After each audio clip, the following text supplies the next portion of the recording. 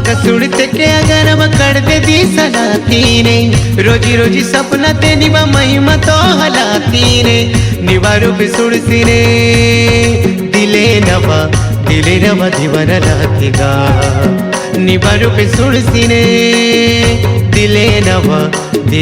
दीवाना लातीगा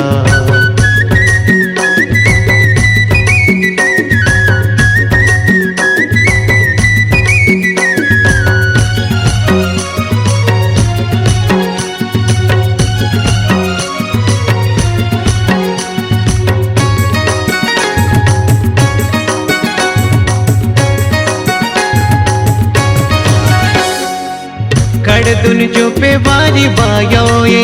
पिटी तक कारी वारी वासोये कड़दुन जो पे वारी वायोये पिटी तक कारी वारी वासोये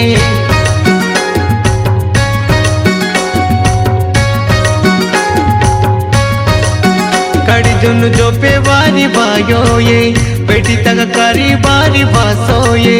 कड़दुन जो पे वारी वायोये पिटी तक करे वारी वासोये निवाहे तो किसकुन दिले नवा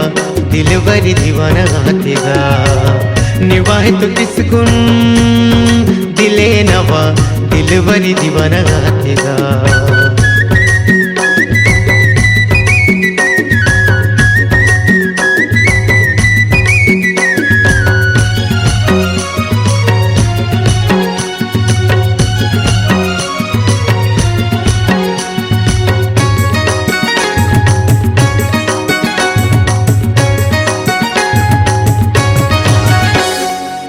दुनिया बेलसी सोड़ला तेरा निबारूप दतना रूप दी सोए दुनिया बेलसी सोड़ला तोना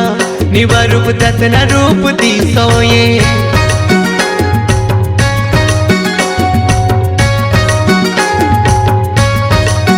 दुनिया बेलसी सोड़ला तोना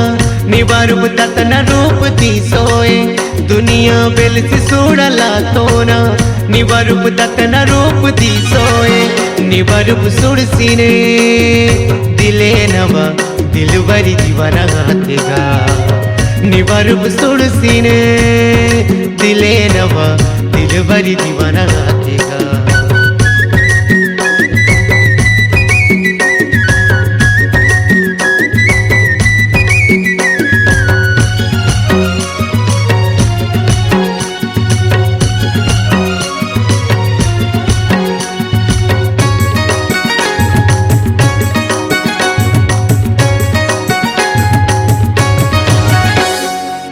पेटी तक चिंता वारी कर संता कड़दुन कड़र वारी तुरंता पेटी तक चिंता वारी कर संता कड़दुन कड़र वारी तुरंता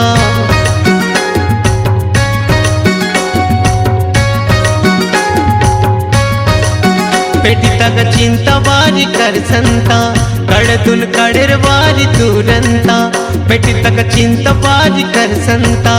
कड़दुन कड़र वारी तुरंता निम्मुने दिसते के जीवानवा सुधरे मायरे निम्मुने दिसते के जीवानवा सुधरे मायरे